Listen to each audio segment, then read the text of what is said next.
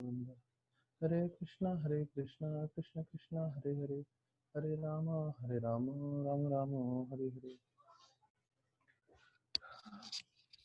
सो सभी भक्तों का मैं स्वागत करना चाहूँगा जो आज के कथा में एकत्रित हुए हैं और भागवत सुनने के लिए जो है आए हैं साथ में। तो हम लोग 16वें अध्याय पे हैं और हमने देखा 16वें अध्याय पे कि कैसे जो है उसका शीर्षक है कि महाराज परीक्षित ने कैसे कली को दंडित किया। तो इसके अध्याय काफ़ी मुख्य है।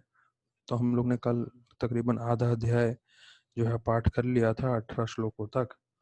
तो थोड़ा फास्ट रिवाइज कर लेते हैं हम लोग ने क्या क्या कल सुना, क्योंकि बहुत ज़रूरी चीज़ एक ये है कि जब हम भागवतम सुनते हैं, भागवतम सुनने के पश्चात उसको अपने जीवन में अपनाना। अगर हम सिर्फ सुन के छोड़ देते हैं तो शुद्धिकरण होगा लेकिन उसका पूरा फल नहीं मिलेगा। अगर इसे पूरी तरह से आपको फल प्राप्ति करनी है तो जो जो हम भागवतम में सुन रहे हैं तो उसे अपने जीवन में अपनाना चाहिए। तो विशेष रूप से कई कई पंक्तियां, कई कई चीज़ें प्रभुपाद जी बोलते हैं जो बहुत महत्वपूर्ण होता है और उस पर मैं भी जोर देता हूँ। तो उसका उद्देश्य ये है कि हम लोग सब उसको जो है जीवन में उतार सकें। अब देखिए, जो पहले श्लोक में बताया था द्विजवर शिक्षाया, अर्थात महाराज परीक्षित भले ही वो राजा थे और पूरा पृथ्वी के जो है उनके संरक्षण में था, लेकिन वैसे राजा भी ब्राह्मण का जो है ब्राह्मण के जो है ज्ञान जैसा देते थे, ब्राह्मण जैसे शिक्षण देते थे, उनके आधार पूरा राष्ट्र को संभालते थे, पूरे विश्व को संभालते थे। तो हमें ये सीखना है कि हमें भी अपने जीवन पर्यंत में जो है ब्राह्मणों में, साधुओं के जो है शिक्षण के द्वारा हमारा जीवन व्यतीत करना है। कभी भी ऐसा समय नहीं आना चाहिए जहाँ हमें लगे कि नहीं, हमें मार्गदर्शन नहीं चाहिए। महाराज परीक्षित शुद्ध भक्त हैं। उन्होंने अपने घर में कृष्ण को देखा है, अंगुष्ठ मातलम अमलम स्फुरुड पुराट मौलिनम। तो उन्होंने अपने गर्भ में ही अपने माँ के कृष्ण भगवान को दर्शन किए थे, लेकिन उसके बावजूद भी वो जो है ब्राह्मणों के जो है साधुओं के शिक्षा के हिसाब से अपना जीवन व्यतीत कर रहे थे। तो ये चीज़ बहुत मुख्य है जो हमें समझना है और उसके हिसाब से हमें अपना जीवन व्यतीत करना है। और फिर बताया जाता है कि कैसे उनके पुत्र हुए 4, जिसमें से सबसे बड़े थे जन्मेजय। तो और जब उन्होंने अश्वमेध यज्ञ किए तो बताया जाता है देवता गण भी आते थे वो देखने के लिए, भाग लेने के लिए। और उसमें फिर प्रभुपाद जी बोलते हैं दूध कितना जो है महत्वपूर्ण है। और फिर उसके तात्पर्य में बोलते हैं गैया का दूध बहुत मुख्य है। तो ऐसे करके दूध की महिमा बताते हैं। तो प्रभुपाद जी बोलते हैं भक्ति करने के लिए हमें सत्व गुण में होना जरूरी है, और दूध शारीरिक जो है शक्ति तो देता ही है, पर मानसिक रूप से हमें सत्व गुण में रहने के लिए भी मदद करता है। और कैसे उन्होंने फिर जो है गायों की सुरक्षा होनी चाहिए उसके बारे में वर्णन किया है विस्तार पूर्वक। और बोलते हैं कि जो शौनक आदि गण हैं वो सब बोल रहे हैं कि अगर कृष्ण से संबंधित है तो मुझे बताइए और आगे की कथा कि क्यों महाराज परीक्षित ने कली का अंत नहीं किया, उसको मारा नहीं। तो प्रभुपाद जी लिखते हैं कि कोई भी चीज जो है, कोई भी श्रवण कर रहे हैं हम, तो अगर हम कुछ भी श्रवण कर रहे हैं, लेकिन जो है श्रवण करते समय अ, हमें आनंद मिलता है कई चीज़ों को श्रवण करते समय जब हम सुनते हैं तो, लेकिन अगर वो कृष्ण भक्ति से जुड़ा नहीं है तो ऐसा श्रवण करके कुछ फायदा नहीं है। प्रभुपाद लिखते हैं any topic however pleasant is not worth hearing if it is devoid of relation to Krishna. तो जैसे मैंने पहला शिक्षण आपको बताया कि हमें आजीवन काल के लिए साधुओं के अधीन रहना चाहिए, साधुओं की बात माननी चाहिए, अपना जीवन में वो अपनाना चाहिए। दूसरा ये है कि हमें कोशिश करना चाहिए कि हम ऐसा कोई विषय की चर्चा ना सुने जो भले ही बहुत आनंद देने वाली हो, बहुत ही वो मनोरंजक हो, लेकिन कृष्ण से उसका संबंध ना हो। कभी कभी क्या होता है, हम लोग का भी व्हाट्सएप का ज़माना चल रहा है, तो कुछ अच्छा जोक आ जाता है, कुछ अच्छा ये आ जाता है, तो हम लोग एकदम से उसमें रुचि लगाते हैं और बोलते हैं चलो थोड़ा टाइम पास हो गया, थोड़ा आनंद आ गया। तो मैं भी करता हूँ, झूठ नहीं बोलूँगा मैं। लेकिन हमें समझना चाहिए, प्रभुपाद जी बोल रहे हैं कि कितना ही आनंद देने वाला चीज़ हो, लेकिन अगर कृष्ण से संबंधित ना हो तो उसमें व्यर्थ समय नहीं बिताना चाहिए। क्योंकि बताया जाता है हम एक-एक पल, हर एक सेकंड मृत्यु के नज़दीक आते जा रहे हैं। और जैसे भागवतम बतलाता है कि जैसे हर रोज सूर्योदय और सूर्यास्त हो रहा है, हम एक-एक दिन हमारा जो है कम हो रहा है और हम मृत्यु के नज़दीक आ रहे हैं। तो ऐसे चर्चा करते हुए कथा आगे बताते हैं, पूरा उसका वर्णन आता है। और हमने चर्चा किया कि कैसे कि वो बोलते हैं अगर हम अव्यर्थ चीज़ों पे समय चर्चा करेंगे तो वो हमारी आयु, आयु मतलब आयुर्हरति वै पुंसाम उद्यानास्तन यानुदो, तो हमारी आयु हर लेगा ये सब चीज़ें। तो इसलिए हमें ये सब चीज़ से हट के जो है कृष्ण भक्ति में और कृष्ण कथा में मन लगाना है। फिर 9वें श्लोक में बताया था कैसे जो कलयुग के जीव हैं उनका जो है व्यर्थ जीवन वो व्यतीत कर रहे हैं, दिन में इंद्र भोग करने में लगे हैं और रात को सोने में लगे हुए हैं, और ऐसे करके पूरा समय बर्बाद कर देते हैं। फिर बताते हैं आगे कि कली जो है 4 चीज़ों में पूरी तरह से प्रभावित है, इंटॉक्सिकेशन, मीट ईटिंग, गैम्बलिंग और इलिसिट सेक्स। ये जो 4 चीज़ें हैं, जो बताया जाता है पिलर्स हैं, पूरे स्तंभ हैं कलयुग के। तो हमें भक्तों को ध्यान रखना है कि इन 4 चीज़ों से हमेशा दूर रहें, या हमारे कोई दूर के रिश्तेदार भी इन सब चीज़ों में हों तो इनसे हमें जो है बहुत ध्यानपूर्वक आदान प्रदान करना है, नहीं तो उनका असर हम पर भी आ जाएगा। और जहाँ तक है भक्तों का सवाल, तो जैसे मैंने बोला है कि वो इंटॉक्सिकेशन, मीट ईटिंग, गैम्बलिंग तीनों में नहीं पड़ेंगे, लेकिन जो अवैध पुरुष स्त्री संग है वो थोड़ा मुद्दे का है। तो उसका हमें हमेशा ध्यान रखना चाहिए, बचना चाहिए और अपना मन उस तरह से लगा के रखना चाहिए कि हम कभी भी उसमें ना पड़े। तो अभी जो है 16वें इसमें बताते हैं कि कैसे भगवान कृष्ण जो हैं इतने प्रिय थे पांडवों को, और ये महाराज परीक्षित सुन के जो है और जो है कृष्ण भगवान की तरफ आकर्षित हो जाते हैं और उनकी भक्ति भाव और बढ़ जाती है। तो 16वें श्लोक में देखा हमने। तो मैं उम्मीद कर रहा हूँ कि जब मैं भागवतम का चर्चा कर रहा हूँ तो सारे भक्तगण के पास हाथ में फर्स्ट कैंटो भागवतम होगा। मतलब जितना भी श्रवण कर रहे हैं उस श्रवण का फायदा होगा ही निश्चित रूप से।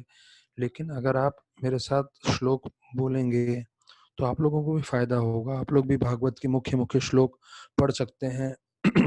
कोई पेंसिल है तो मार्क कर सकते हैं, तो बाद में आपको कभी पढ़ना होगा, किसी को सुनाना होगा, कंठस्थ करना होगा, तो ये मुख्य श्लोक जो है आप चर्चा कर सकते हैं। तो इतना हम लोग ने जो है कल सुना था।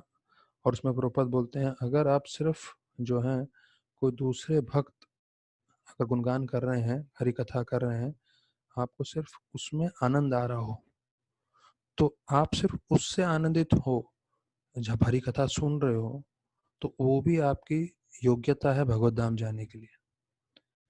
तो प्रभुपाद जी ने बार बार बोला है, जहाँ मैंने कुंती महारानी की शिक्षाएं बताई थी, मैंने जो पॉइंट उस वक्त नहीं बोला था जब कुंती महारानी की हम शिक्षा चर्चा कर रहे थे, लेकिन फिर बाद में बताया था और अभी फिर से बता रहा हूँ। शुण्वन्ति गायन्ति घनन्ति अभिक्षणा स्मरन्ति नंदन्ति तव एहितम जना।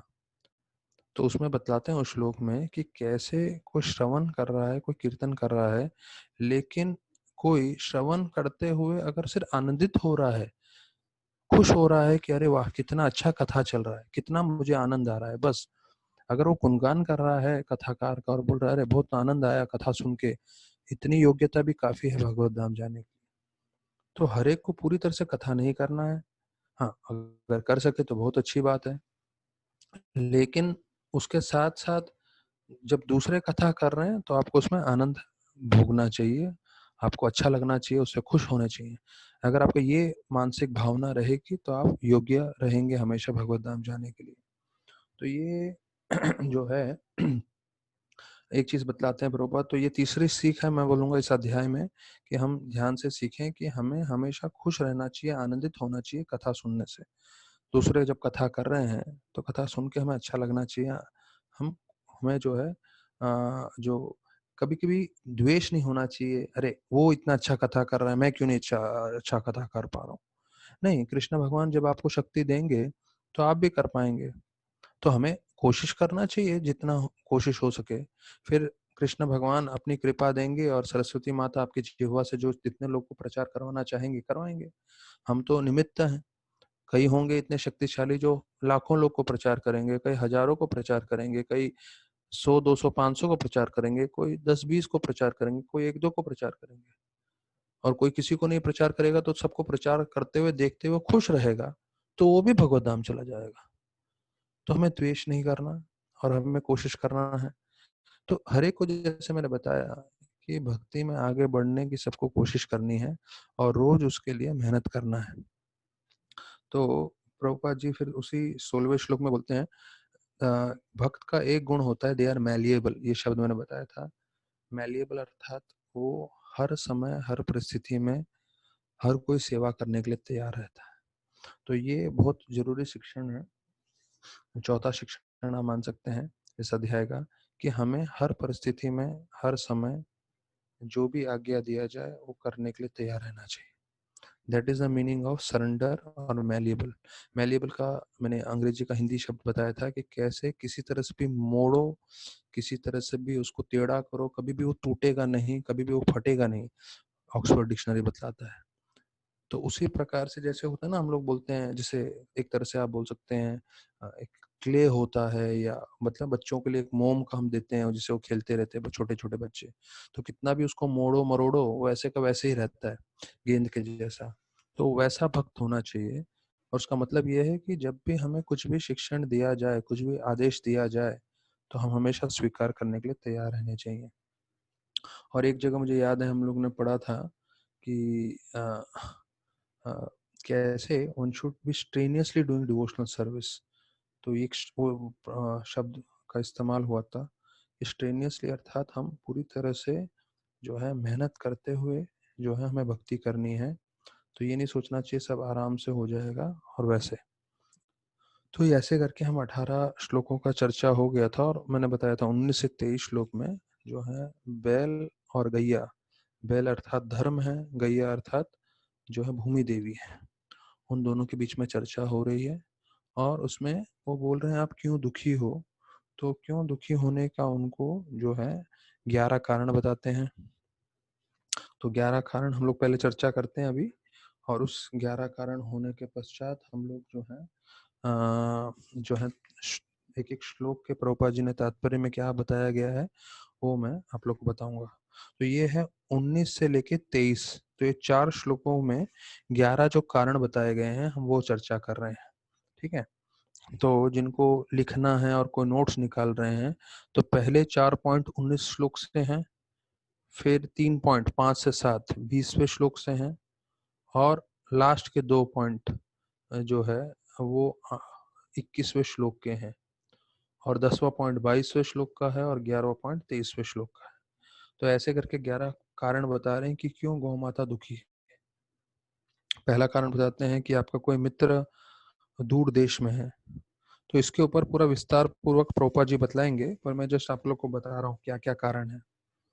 तो बताया जाता है आपने अपने 3 पैर जो है इस कली ने आप पे आक्रमण किया है, और आप अभी इस एक ही पैर पे हो इसलिए आप दुखी हो, दूसरा कारण बताते हैं। तीसरा, मांस भक्षण करने वाले लोग अभी आपको मार रहे हैं इसलिए आप दुखी हो।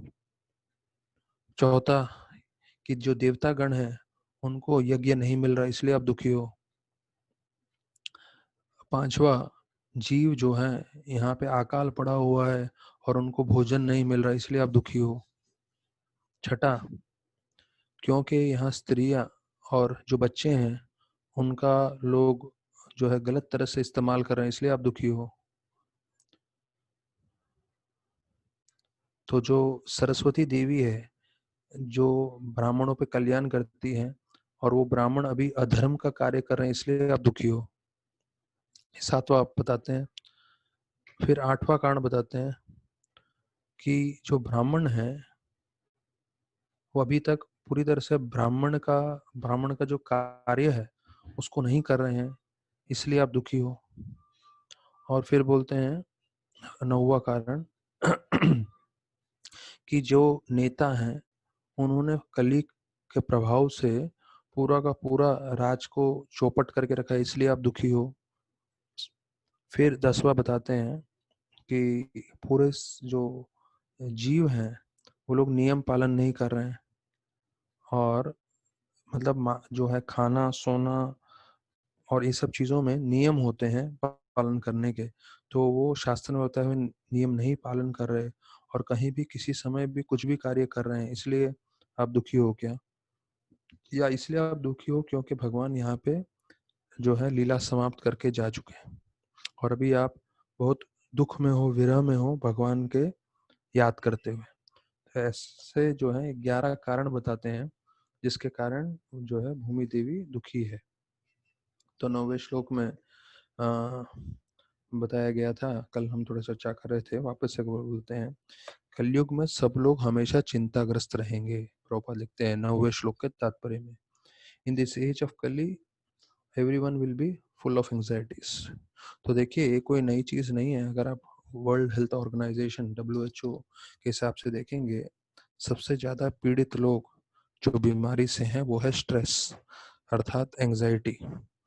हाँ, तो दूसरा लिखते हैं कि प्रभुपाद हर एक को कोई ना कोई बीमारी है और face is the index of mind, कल भी हमने चर्चा किया था। आप चेहरा देख के समझ सकते हैं कि किसी के मन में क्या है। फिर बोलते हैं प्रभुपाद कि ये तो अभी परिवार वाले बहुत दुखी हैं, वो लोग सब साथ में नहीं रह सकते।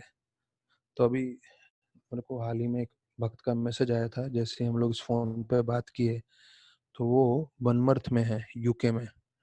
तो वो बोल रहे थे कि तो प्रभु जी मैं यहाँ पे धन कमाने आया हूँ, लेकिन मैं बहुत दुखी हूँ क्योंकि मैं परिवार से अलग हूँ। उसके बीवी बच्चे हैं साथ में, लेकिन फिर भी वो बोल रहा है कि नहीं, अगर मैं इंडिया में रहता, अपने परिवार वालों के साथ रहता, माता पिता के साथ रहता, तो बहुत अच्छा लगता था। और सही बात है कि हम लोग सब खुशी इसमें ढूंढते हैं जब परिवार साथ में हो, उनके साथ साथ में बैठ के भोजन करें, बातें करें। तो ये भारत की संस्कृति है। तो प्रभुपाद वही लिखते हैं कि कली के प्रभाव से लोगों को पैसे कमाने के लिए बहुत दूर दूर जाना पड़ता है और परिवार वाले साथ में नहीं रह सकते, कभी पिता को दूर जाना पड़ता है, अपने पुत्र से, अपनी बीवी से जो है दूरी होने के कारण वो दुखी होते हैं करके। और फिर बोलते हैं there are sufferings from internal disease. तो अलग अलग तरह का दुख क्या है, एक तो बीमारी है, घर वालों से दूर है, और फिर तीसरा कारण बताते हैं कि हम सबने अपना जीवन में ऐसा एक स्टेटस को बना के रखा है। स्टेटस को मतलब कि हाँ, समाज में लोग मुझे सम्मान करें, क्यों? क्योंकि मेरे पास ऐसा ऐसा पदवी है या ऐसा ऐसा धन इत्यादि है, फलाना जो कुछ भी है। और उसको बनाते बनाते, उसको मेंटेन करते करते हम हमेशा दुखी रहते हैं, ऐसा प्रभुपाद बतलाते हैं। फिर हमने देखिए अभी 23 तक श्लोक पूरे चर्चा कर लिए हैं, अभी 20वें श्लोक का हम जो है तात्पर्य में से सब लेते जाते हैं, मुख्य अंश। तो प्रभुपाद जी बताते हैं when 3/4 of the population of the whole world becomes irreligious the situation is converted into hell for the animals. ये देखिए 20वें श्लोक में बोल रहे हैं कि 3/4 दुनिया जो है नास्तिक बन जाती है, इरिलीजियस में धर्म का पालन नहीं करती। और जैसे हमने स्टैटिस्टिक देखा है, 93% पूरा वर्ल्ड का पॉपुलेशन नॉनवेज खाता है। 93% मतलब पूरे 93% दानव है। ठीक है, पहला वो चीज हो गया। अभी जो लोग वेजिटेरियन हैं, कोई जरूरी नहीं वेजिटेरियन में भी जो है भक्त है। प्रभुपाद को एक व्यक्ति ने आके बोला प्रभुपाद मैं वेजिटेरियन हूँ, तो प्रभुपाद ने बोला कबूतर भी वेजिटेरियन है, हाँ बहुत सारे जानवर भी वेजिटेरियन है, कोई वेजिटेरियन होना बड़ी बात नहीं है। तो वेजिटेरियन है सिर्फ 7% लोग पूरे विश्व में, पर इसका मतलब ये नहीं कि वेजिटेरियन है तो वो भक्त है। वेगन्स करके बनने हैं कई लोग, जो वेगन्स मतलब जिनको लगता है बिल्कुल दूध दही घी ये सब कुछ भी नहीं लेना चाहिए, ऐसा बहुत संख्या में बढ़ रहे हैं लोग। ठीक है, कम से कम मांसाहार नहीं करे, अच्छी बात है, लेकिन कोई ये नहीं साबित करता कि वो लोग भक्त हैं। और अगर जब ऐसे 93% आज का स्टैटिस्टिक्स पे लोग जो मांसाहार कर रहे हैं, तो फिर निश्चित रूप से जानवरों के लिए नर्क ही बन जाएगा। और ऐसे मानव जो जानवरों को खा रहे हैं, उनका जीवन भी नर्क बनेगा। तो ये हमें गलत धारणा है कि अमेरिका वाले बहुत सुखी हैं या जिनके पास बहुत पैसा है वो सुखी हैं। हाँ, ऐसा बाहरी रूप से दिख रहा होगा, लेकिन भागवतम के तात्पर्य में आप देखेंगे, जो मांसाहार कर रहा है वो कली के प्रभाव में रहेगा, वो हमेशा दुखी रहेगा। तो फिर प्रभुपाद बोलते हैं कि कली में क्या हो रहा है, कलयुग में कहता है godless civilization will create so many so-called religious societies in which personality of Godhead will be directly or indirectly defined। तो आज के तारीख में आप देखिए, बम्बई में, भारत में और पूरे वर्ल्ड में इतने सारे संस्था हैं और इतने सारे इंस्टीट्यूशंस हैं जो बिना कृष्णा भक्ति के जो है खूब प्रचार कर रहे हैं, और पूरा पूरा दुनिया के लोग उनसे आकर्षित भी हो रहे हैं। अभी क्या है, ये रिकॉर्डिंग हो रहा है इसलिए मैं नाम नहीं लेना चाहूंगा, पर आप देखिए जितने भी इंस्टीट्यूशंस हैं उसमें कृष्ण भक्ति के बारे में नहीं बताएंगे, गलती से भगवान का महामंत्र नहीं बोलेंगे। जबकि गीता के महात्म्य में स्टार्टिंग से बोला हुआ है, एक ही भगवान है कृष्ण, एक ही सेवा है, वो है कृष्ण भगवान की सेवा, एक ही किताब है, आप उसको गीता बोल दीजिए, और गीता के बाद प्रभुपाद बोले पोस्ट ग्रेजुएट स्टडीज भागवतम, और एक ही नाम जप है, वो है हरे कृष्णा कृष्ण कृष्ण हरे हरे, हरे राम राम हरे। और आज के तथाकथित ये सब जो अलग अलग संस्था चला रहे हैं, वो लोग इन चार चीज को छोड़ के बाकी दुनिया भर की चीजें बताएंगे आपको, और दुनिया भर के लोगों को पागल बनाएंगे। और बोलते हैं ना, जो blind followed by the blind, Prabhupada बोले थे ये बात, कि अंधा को अंधा ही लेके जा रहा है। तो वो तो नर्क में जाने वाले हैं, साथ साथ वो हजारों लाखों लोगों को अपने साथ नर्क में लेके जा रहे हैं, गलत रास्ते पे लेके जा रहे हैं। क्यों? भक्ति नहीं सिखा रहे और चिकनी चुकनी बातें कर रहे हैं। इतनी अच्छे से बात करेंगे, इतना आपको ज्ञान की बातें बताएंगे, इतना सब हमारी संस्कृति के बारे में बताएंगे, आपको लगेगा वाह वाह वाह कितना बुद्धिमान व्यक्ति है, वाह वाह वाह। भक्ति के बारे में कुछ नहीं बताएगा, कृष्ण के बारे में कुछ नहीं बोलेंगे। और कितनी बार होता है भक्त लोग भी आकर्षित हो जाते हैं। मैं देख रहा हूँ जो नए नए भक्त हैं, जो अभी अभी स्टार्ट किए हैं, 4 माला 6 माला 8 माला या 16 माला, वो लोग भी इससे आकर्षित हो जाते हैं। बोलते हैं अरे प्रभु जी, आप तो वही गीता का श्लोक बताते हो, वही चीज बताते हो, जब करो ये करो, अभी इनका देखो इतना इन्फॉर्मेशन मिलता है, हमें तो कभी मालूम नहीं था ये सब चीजें। हाँ, जहां तक आपको थोड़ा ज्ञान चाहिए, थोड़ा बहुत सुन लिए, वो सब ठीक है, लेकिन प्रभुपाद जी बता रहे हैं यहाँ तात्पर्य में, ऐसे लोग जो हैं बिना कृष्ण भक्ति के बहुत सारा जो है अज्ञान फैला रहे हैं, क्योंकि लोग जो हैं इस चीजों में आकर्षित हो रहे हैं कि हमें ये करना है वो करना है सिवाय भक्ति के। तो फिर बताते हैं कि सन ऑफ वैष्णव कैन, अभी प्रभुपाद जी एक बहुत मुख्य चीज बता रहे हैं कि आपके जन्म सिद्ध आपका अधिकार नहीं है भक्ति करने का। अर्थात आप किसी भी जन्म में, किसी भी कुल में पैदा हुए होंगे, लेकिन अगर आप मेहनत करोगे तो आप उधर से वैष्णव बन सकते हो। जन्म में प्रभुपाद बोलते हैं अगर आप मलेच्छा खानदान में पैदा हुए हो, लेकिन आप ब्राह्मण बन सकते हो, और ब्राह्मण पैदा परिवार में पैदा हुए तो आप मलेच्छा बन सकते हो। तो बोलते हैं मलेच्छा मतलब मांस खाने वाले लोग। तो वैष्णव आपको बनना है, आप कभी भी बन सकते हो, वो आपके ऊपर है। आप किस कुल में, किस परिवार में जन्म लिए हो वो जरूरी नहीं है, जहाँ पे भी हो, जैसे भी हो, आपको भक्ति करना है। तो फिर बोलते हैं इन दिस एज ऑफ कली पीपल विल एक्सप्लॉइट, जो है गौ गैया को और बैल को मारेंगे, और उसके कारण जो है they will invite sufferings of various types. ये 20वां श्लोक है जहां मैं चर्चा कर रहा हूँ। प्रभुपाद जी देखिए कितना स्पष्ट रूप से बोल रहे हैं। तो अभी जो पूरा पृथ्वी भर पे चल रहा है उसका प्रभुपाद जी ने स्पष्ट बताया हुआ है, हमें सिर्फ पढ़ने को चाहिए। तो देखिए प्रभुपाद जी स्पष्ट बोल रहे हैं क्या, कि जब भी आपने गैया और बैल की हत्या कर रहे हैं, उसका मांस बेच रहे हैं लोग, जो है वो सब कर रहे हैं, तो उसके कारण क्या हो रहा है, आप लोग हर तरह से दुखी होंगे।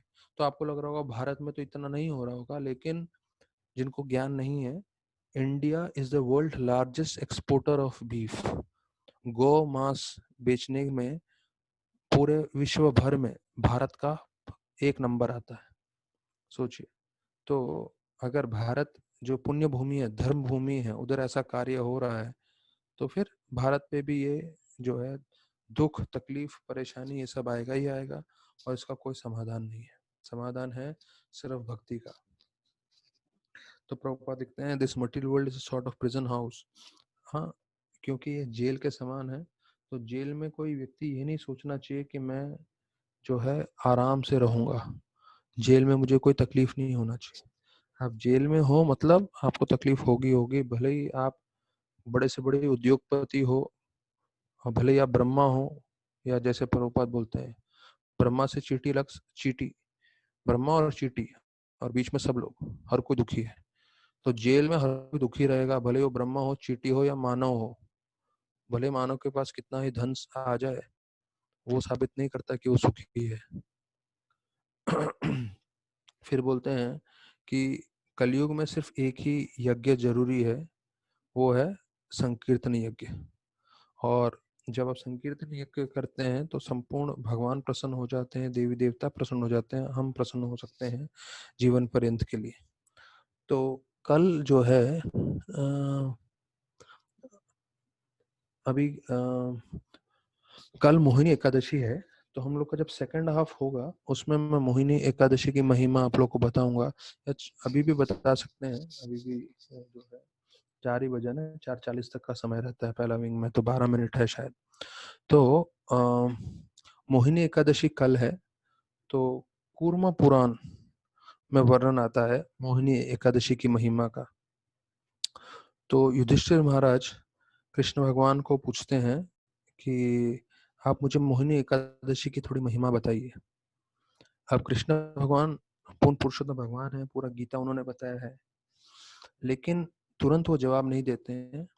वो बोलते हैं, राम भगवान ने वशिष्ठ जी को पूछा था मोहिनी एकादशी की महिमा, और जो वशिष्ठ जी ने राम भगवान को बताया था, मैं वही चीज आपको बताऊंगा। तो देखिए, पूर्ण पुरुषोत्तम भगवान भी जो ऋषिगण हैं जिन्होंने बताया है और जो शास्त्रों में लिखा है वही दोहरा रहे हैं। तो राम भगवान वशिष्ठ मुनि को बोलते हैं कि मैंने सीता के विरह में बहुत दुख भोगा है, तो मैं चाहता हूं कि आप मुझे बताएं मैं इस दुख से कैसे निकलूं और मेरा ये दुख का अंत कैसे होगा। तो वशिष्ठ मुनि बोलते हैं, प्रभु राम, मैं जानता हूँ आप सीता का बारे में बोल रहे हैं, पर वास्तविक रूप में आप चाहते हो कि लोगों का कल्याण हो, ज्यादा से ज्यादा लोगों को इसका फायदा हो मोहिनी एकादशी का। तो आप निमित्त बन रहे हैं और मेरे को भी निमित्त बना रहे हैं, जिसके कारण मैं बोल सकूं मोहिनी एकादशी के गुणगान जो कल है। तो बोलते हैं, पहला, जो भी इस मोहिनी एकादशी को पालन करता है वो सारे पापों से मुक्त हो जाता है। दूसरा, कोई भी इल्यूजन अर्थात वो भ्रमित नहीं रहता, और उसके जीवन के सारे दुख निकल जाते हैं जो उसको पालन करता है। और वो इतना शक्तिशाली है मोहिनी एकादशी, जो सिर्फ श्रवण करता है, सुनता है कल की एकादशी के बारे में, तो उसे सुनने मात्र से उसके पाप खत्म हो जाते हैं। और यहाँ तक कि बताया जाता है कि कोई मोहिनी एकादशी का महिमा सुनता है तो उसको 1000 गाय देने का फल मिलता है।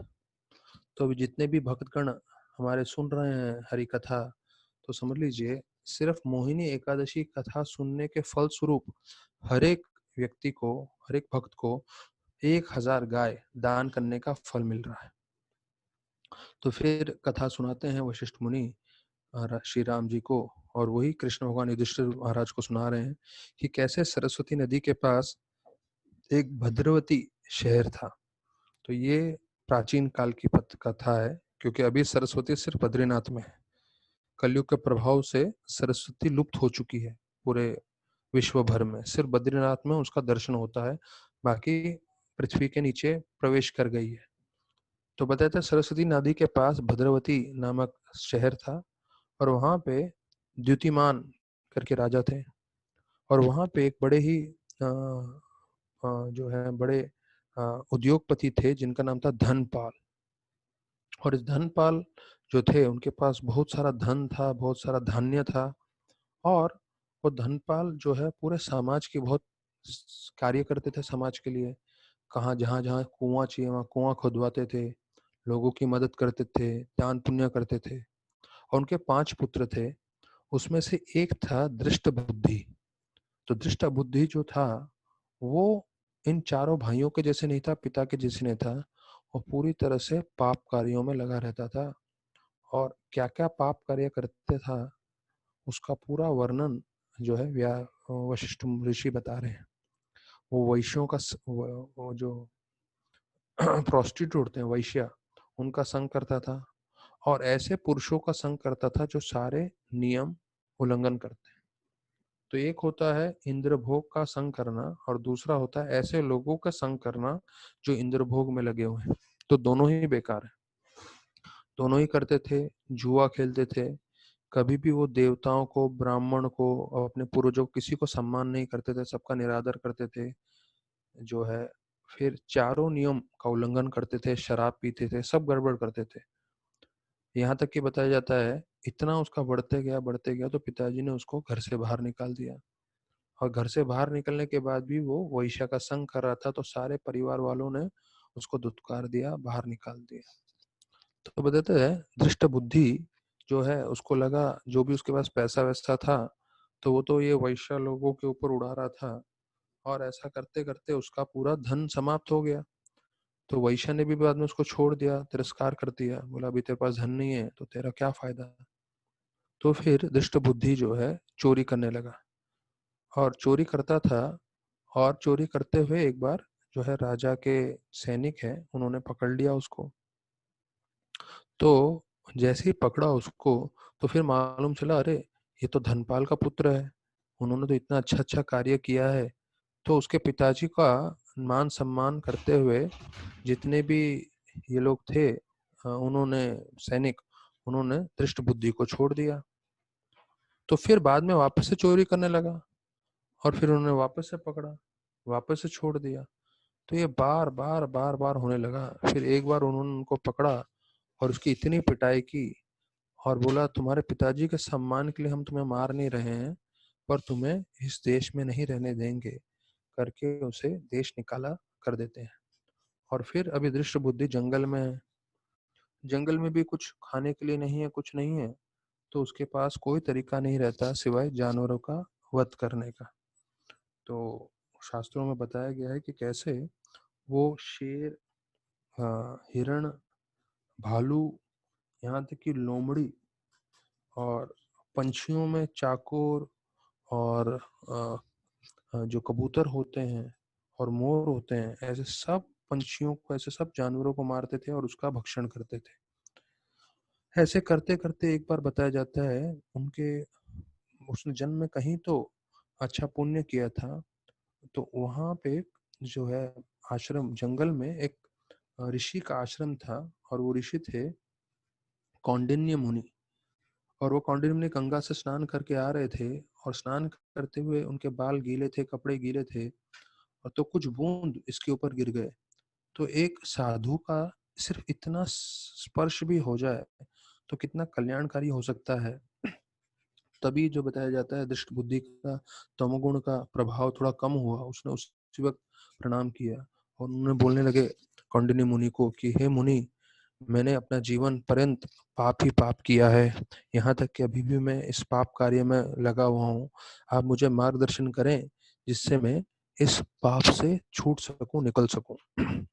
तो बताया जाता है दृष्ट बुद्धि को जो है वो बतलाते हैं कि ये जो मोहिनी एकादशी है उसका अगर आप पालन करेंगे तो आपको पूरी तरह से जो है पापों से मुक्त हो जाएंगे। और दृष्ट बुद्धि ने वैसे ही किया, और पूरी तरह से ये एकादशी पालन किया। अच्छा, उसमें एक चीज बोलते हैं दृष्ट बुद्धि, मुझे ऐसा मार्ग बताइए जिसमें मुझे ज्यादा तपस्या नहीं करना पड़े।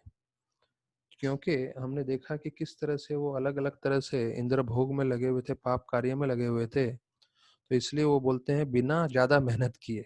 तो बोलते हैं ठीक है, सिर्फ ये एकादशी आप पालन कर लो, ये एकादशी बहुत शक्तिशाली है, इसके पालन करने से आपका उद्धार हो जाएगा। और दृष्ट बुद्धि पूरे प्रामाणिक रूप से एकादशी पालन करते हैं, और उसके जीवन के अंत में बताया जाता है साक्षात गरुड़ जी आते हैं उनको ले जाने के लिए, और सीता भगवत धाम लेके जाते हैं। देखिए, मोहिनी एकादशी की जय। इतना शक्तिशाली है मोहिनी एकादशी, जो भी उसको पालन करता है उसका फल ऐसा मिलता है। बताइए, तो राम जी ने भी फिर ये मोहिनी एकादशी पालन की, और हमें भी एकादशी पालन करना है कल। तो जैसे मैंने बताया, एकादशी पालन करने के अलग अलग स्तर हैं। एक स्तर है जो निर्जल करते हैं, दूसरा स्तर है जल पी के। तो हमने भागवतम की चर्चा में सुना है अभी फर्स्ट कैंटो में ही, कि सिर्फ पानी पी के भी आप फास्टिंग करें तो उसको भी पूरी तरह से फास्टिंग माना जाता है। तो ये दूसरा स्तर बताया गया है। और फिर वो नहीं हुआ तो सिर्फ दूध पी के करें, नहीं तो दूध और फल आहार जो है वो ले लें, नहीं तो फिर एकादशी का जो प्रसाद खाते हैं वैसे करें। तो ऐसा पूरा वर्णन आता है एकादशी का। तो राधानाथ महाराज जो है हर एकादशी के दिन सारे जो हमारे लीडर्स थे उनको लेके 64 माला कराते थे। और अभी तक, आज तक, मतलब कल एकादशी है तो मुझे मालूम है सारे हमारे जो लीडर्स हैं वो 64 माला करेंगे ही। तो राधा गोपीनाथ प्रभु हैं, बाद में दूसरे दूसरे जो सीनियर भक्त हैं, श्यामानंद प्रभु, वो लोग सब 64 माला एकादशी के दिन करते हैं। तो हमें भी कोशिश करना चाहिए कि कम से कम हम ज़्यादा से ज़्यादा जप कर सकें, ज़्यादा से ज़्यादा भगवान को याद कर सकें ये एकादशी के दिन। और जितना हमारी क्षमता है, जितना हमारा शरीर हमको सपोर्ट करता है, उसके लेवल से आप फास्टिंग कर सकते हैं। गौरांग प्रभु ने तकरीबन तकरीबन 14 साल जो है गौरांग प्रभु ने निर्जल एकादशी की फास्टिंग किया है। तो निर्जल करने के कारण उनका फिर लिवर इन्फेक्ट हो गया, और उनके पिताजी जो हैं वो लिवर सिरोसिस से उनका देहांत हुआ था। तो फिर उनको डॉक्टर ने बोला अभी आप बिल्कुल जो है फास्टिंग नहीं कर सकते। तब उन्होंने कुछ फल और वो सब लेना चालू किया, या दूध वूध पीना चालू किया। पर ये जो फास्टिंग का है, तो प्रभुपाद अपने श्लोकों में, परपट्स में कितनी जगह बोलते हैं कि भक्ति में प्रगति करना है तो हमें एकादशी में फास्टिंग करना चाहिए। तो जितने भी युवा पीढ़ी सुन रहे हैं मेरा प्रवचन, तो मैं उनसे अनुरोध करूंगा कि जितना लेवल बेस्ट हो सकता है करिए। हाँ, तकलीफ होगी, मना नहीं करते हैं, पर जो है अभी आपके पास शक्ति है। एक बार आपका उम्र हो जाएगा तो फिर आप चाहोगे भी तो एकादशी का पालन करना आप ज्यादा नहीं कर पाओगे। तो जिनको भी भक्ति में प्रगति करना है तो वो अच्छा मौका है कल का मोहिनी एकादशी का। और हमने सुन लिया पहले ही जो है इतना महिमा उसका पूरा वर्णन करते हैं। तो फिर अभी 21वें श्लोक में हम लोग चर्चा कर रहे हैं कि कैसे, हमने देखा 11 चीजें बतलाते हैं कि कैसे जो गैया हैं और उनका दुख का कारण क्या क्या है करके। तो इसमें प्रभुपाद जी बतला रहे हैं 21वें श्लोक के तात्पर्य में कि जब कोई स्त्री जो है अवैध पुरुष संग करेगी तो उसके कारण उसको जो है कोई ध्यान नहीं रखेगा, उसका भी और बच्चों का भी। तो ये जो illicit connection with woman will render many women and children uncared for, Prabhupada बताते हैं। तो जो समाज में चल रहा है, जो अवैध पुरुष स्त्री संघ है, उसके कारण स्त्रियां और बच्चों पे ये प्रभाव पड़ेगा, उनका कोई ध्यान नहीं रखेगा। फिर बोलते हैं कलयुग के प्रभाव से जो है वो स्त्रियां जो हैं कोशिश करेंगी कि हम पुरुष के अधीन नहीं रहें और पुरुष हमारी रक्षा नहीं करे, और हम अकेले रहें और हम अलग से कुछ कार्य करें, पर जो सही नहीं है। The woman will try to become independent of the protection of a man. स्त्री को चाहिए कि वो हमेशा पुरुष के अधीन रहे और पुरुष उनकी सुरक्षा करे। तो ऐसा नहीं है कि पुरुष उनका जो है उनको एक्सप्लॉइट करना चाहता है, पर ये शास्त्रों का नियम है कि स्त्रियों को अपने पति के अधीन रहना चाहिए और पति को भगवान के अधीन रहना चाहिए, और भगवान की सेवा करते हुए उनको लगना चाहिए कि हाँ, मेरा कर्तव्य ये है कि मैं भगवान की सेवा करूं, और मेरे साथ जो जुड़े हुए जितने भी परिवार वाले हैं या जितने भी लोग हैं उन सबका मैं कल्याण करूं, सबकी सेवा करूं दास बन के। फिर बोलते हैं प्रभुपाद कि education and bad character go ill together. अर्थात अगर आप का चरित्र खराब है तो आप पढ़े लिखे नहीं माने जाते हो शास्त्रों के हिसाब से। लेकिन अभी कलयुग में दोनों साथ साथ चल रहे हैं, जिसका चरित्र खराब भी है उसके बाद भी उसको मान्यता दी जाती है कि वो बहुत बड़े विद्वान है। तो वास्तविक में विद्वान वो है जिसका चरित्र अच्छा है। तो ये भक्तों के लिए भी बहुत जरूरी है कि हम लोग इतनी भक्ति कर रहे हैं पर हमारा चरित्र, हमारा कार्य सही होना चाहिए। अगर हमारे चरित्र में गड़बड़ होगा तो सारे लोग बोलेंगे इस्कॉन वाले ऐसे ही हैं, ये भक्त ऐसे ही हैं, और सबका इस्कॉन का नाम बिगड़ सकता है। तो इसलिए ये चीज़ जानना ज़रूरी है कि हमारा चरित्र हमें बहुत संभाल के रखना है, और अगर हमें लग रहा है कि हमारे चरित्र में दोष है, तो पहले उसका शुद्धिकरण करना चाहिए। जितना हो सकता है मेहनत करके भक्ति करनी चाहिए, ज़्यादा से ज़्यादा जप करना चाहिए, ज़्यादा से ज़्यादा श्रवण करना चाहिए, भागवत का पढ़ना चाहिए, तो जिससे जो है हमारा शुद्धिकरण हो और हमारे सारे अनर्थ निकल जाएँ। या कम से कम जो है हम ऐसे कार्य ना करें जिससे इस्कॉन का नाम बिगड़े। तो बताया जाता है कि जो ब्राह्मण होता है, प्रभुपाद लिखते हैं कि वो कोई किसी के अंडर में काम नहीं करता। जो ब्राह्मण वर्ग होता है, तो ब्राह्मण के लक्षण क्या होते हैं? पठन पाठन यजन याजन दान प्रतिग्रह। तो ब्राह्मण कोई भी किसी के अंडर में जाके जॉब नहीं करेगा। अगर वो जॉब कर रहा है तो वो ब्राह्मण नहीं है, या तो फिर वो वैश्य है या तो शूद्र है। तो ब्राह्मण का काम क्या है? पठन पाठन, और वही कार्य करने वाला वास्तविक रूप में ब्राह्मण है। तो ऐसे करके बतलाते हैं प्रभुपाद जी। 2200 श्लोक जरूरी है, हम सबको पढ़ना चाहिए, ये बहुत मुख्य है। प्रभुपाद लिखते हैं कि एक अजामिल, एक मासूम लड़का था और ब्राह्मण था, और वो रास्ते पे उसने देखा कि कैसे एक शूद्र जो है आपस में आलिंगन करके प्रेम कर रहे हैं रास्ते पर ही। तो ये चीज प्रभुपाद बोलते हैं कि उससे उसका मन आकर्षित हो गया, और वो इन सब चीजों की तरफ जो है पूरी तरह से जो है कार्य करने लगा, ऐसे सब गलत कार्य। और फिर वो खुद जो है ऐसी बुरी संगति में पड़ के उसका पतन हो गया। तो बोलते हैं ऐसा एक अजामिल था उस समय, लेकिन कलयुग में ऐसे बहुत सारे जो जीव हैं वो फंसे हुए हैं इन सब चीजों में। तो प्रभुपाद लिखते हैं कि विशेष रूप से सिनेमा, ये जो मूवी है, वो सिर्फ एक कार्य के लिए बना है, वो है सेक्स इंडल्जेंस। अर्थात लड़के लड़कियों के बीच में शारीरिक आकर्षण करने के लिए सिनेमा बना हुआ है। तो ये बहुत मुख्य पॉइंट है हमें समझने के लिए। जितना भी हम यूट्यूब देख रहे हैं, टेलीविजन देख रहे हैं और इंटरनेट पे देख रहे हैं, तो अजामिल के टाइम पे एक उसने सीन देखा शूद्र को आलिंगन करके प्यार करते हुए, संभोग करते हुए रास्ते में। अभी इंटरनेट और इसके कारण सबके मोबाइल में ये सब आ गया, तो रास्ते पे जाने की जरूरत भी नहीं है, सबके मोबाइल में दुनिया भर का कचरा भरा हुआ है। तो इसलिए हमें ध्यान रखना है कि जैसे उसका पतन हुआ था, तो वैसे ही बहुत सारे जो है युवा पीढ़ी का पतन हो सकता है अगर वो ध्यान नहीं रखेंगे तो। और जैसे कलयुग का प्रभाव बढ़ते जा रहा है, तो वैसे ही इसका प्रभाव पतन होने का भी ज्यादा हो रहा है, और किसी को मालूम भी नहीं चलेगा। सिर्फ इंटरनेट के जरिए से कमरे में बैठे बैठे, लॉकडाउन में बैठे बैठे लोगों का पतन भी होता जाएगा, मालूम भी नहीं चलेगा। तो उसके लिए बहुत आवश्यक है कि हम भक्ति में एकाग्र रहें और भक्ति तीव्रता से करें, जिससे ऐसा जो है नुकसान न हो। तो यहाँ पे लिखा है फिर 23वें श्लोक में, विश्वनाथ चक्रवर्ती ठाकुर ने निर्वाणा विलंबितान बताया जाता है, which minimize the values of liberation. अर्थात भक्ति इतनी शक्तिशाली है, बतला रहे हैं कि भक्तों को मुक्ति की भी आवश्यकता नहीं पड़ती। जो है वो लोग संपूर्ण रूप से भगवान की भक्ति में लगे रहते हैं, और भक्ति उनको संपूर्ण रूप से संतुष्टि देती है। तो जैसे हम लोग एकादशी का चर्चा कर रहे थे, तो गर्ग संहिता में वर्णन आता है कि कैसे अगर आग का एक चिंगारी भी रहेगा और एक बड़ा जो है रुई का ढेर है, तो एक आग का चिंगारी भी पूरी रुई को जला के राख कर सकता है। तो वैसे ही बताया जाता है कि एकादशी इतना शक्तिशाली है कि आपके पास हजारों जन्मों के पाप आपने किए होंगे, हजारों जन्मों के पाप एक मेरू पर्वत के समान होगा। मेरू पर्वत अर्थात जो है सबसे बड़ा विशाल पर्वत है, उतना आपका पाप होगा।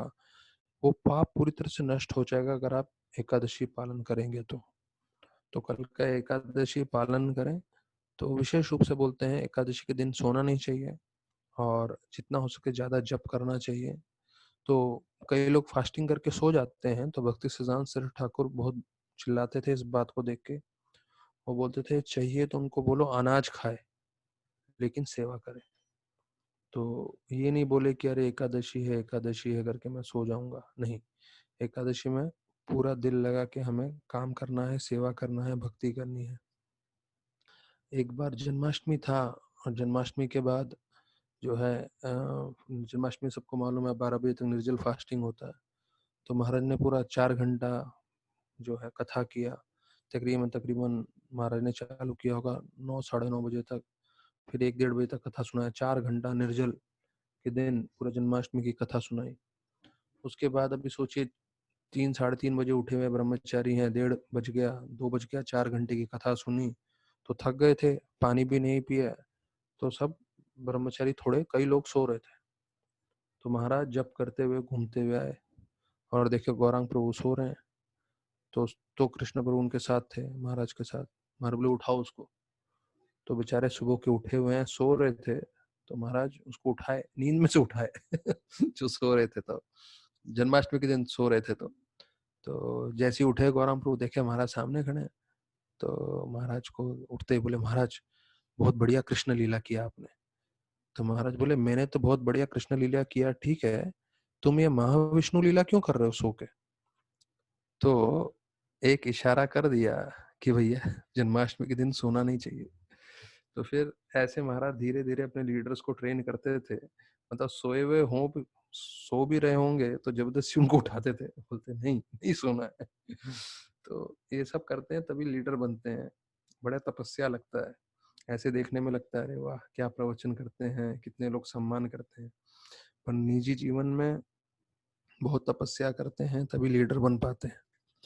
तो फिर जो है हैप्पीनेस, ये जो है 25वें श्लोक के तात्पर्य में बोलते हैं कि happiness in the world depends proportionally on the maintenance of the religious principles individually and collectively. अर्थात आप चाहते हो कि मैं खुश रहूं, तो आप कितना धर्म का पालन कर रहे हैं। अर्थात हमारे लिए 4 नियम पालन करना और भक्ति करना। तो हम जितना तीव्रता से करेंगे तो उतने हम संतुष्ट रहेंगे, खुश रहेंगे। अच्छा, इतना करने के बाद भी कोई दुखी हो तो प्रोपा जी बोलते हैं कि उसके नेक्स्ट लाइन में the best part of the valour is to maintain the principles despite all kinds of odds.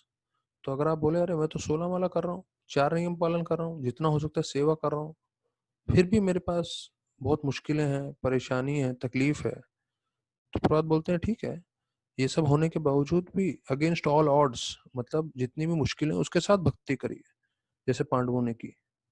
तो पांडवों के द्वारा कृष्ण भगवान ने सिखा दिया हम लोग को कि देखो मेरे खुद के जो है कजिन भाई हैं, हाँ मेरे भक्त हैं, मैं साक्षात रूप में उनके साथ हूँ, और देखो उनके जीवन में क्या क्या हो रहा है, पर उन्होंने भक्ति नहीं छोड़ी।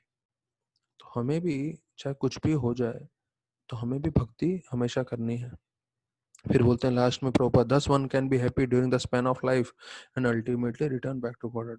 तो आप जितनी भी किसी भी तरीके से इतने सारे मुश्किलों के साथ भी भक्ति करते रहेंगे, तो आपका जीवन सार्थक रहेगा, आप खुश रहेंगे इस जीवन में, और जीवन के अंत में आप भगवत धाम जाएंगे।